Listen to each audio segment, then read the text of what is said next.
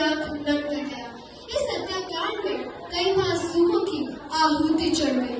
इतनी हैवानियत से इंसानियत कदर कर दी गई।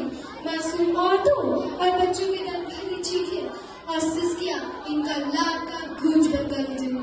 लाला लाजपत राय, भगत सिंह, सुखदेव और राजगुरु इनके क्रांतिकारियों ने विदेशी दरिंदों को भारत से बाहर निकालने के मंसूबे मजबूत कर लिए। 8 अप्रैल 1929 लाला लाजपत राय के नेतृत्व में साइमन कमीशन के खिलाफ एक भारी जुलूस निकाला गया। साइमन कमीशन बचाओ! साइमन कमीशन बचाओ! साइमन कमीशन बचाओ! साइमन कमीशन बचाओ! Simon commission go back! Simon commission go back! बेवकूफ इडियट्स, तुमको हमारी बात समझ में नहीं आता? Stop this!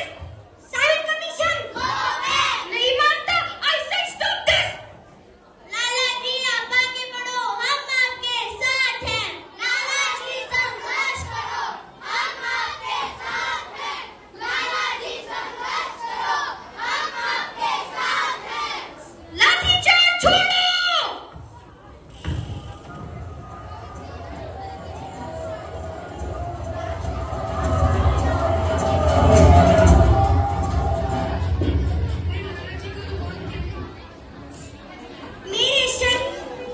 मेरे लाठी अंग्रेजी सरकार के कफन में कील का काम करेगी।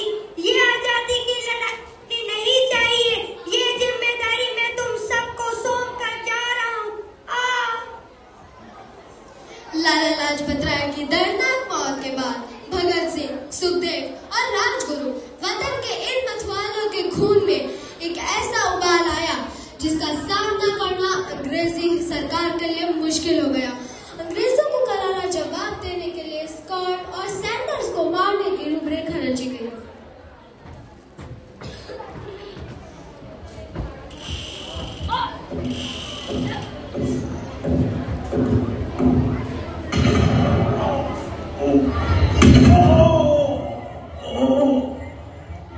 सैंडर्स मारा गया। चारों तरफ तहलका मचा था। दीवारों पर लिखा था, लाला जी की मौत का बदला ले लिया गया है। भगत सिंह सहित सभी वहां से फरार हो गए।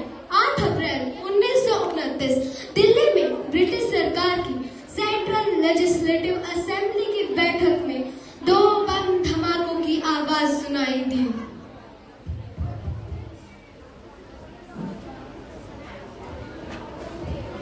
इन धमाकों ने अंग्रेजी हुकूमत को हिलाकर रख दिया। इस घटना को अंजाम देने वाले भगत सिंह, सुखदेव और राजगुरु इन लोगों ने अपने आन को अंग्रेजों के हवाले कर दिया। 1930 को अदालत ने अपना फैसला सुनाया।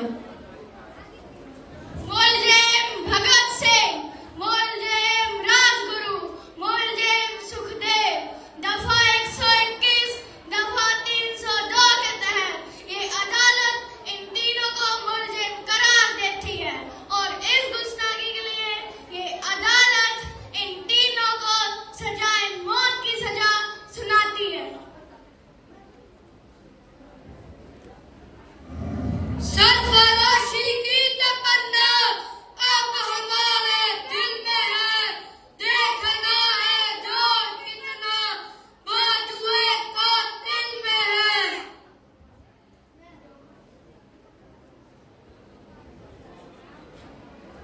पुत्र, की हाल है तेरा?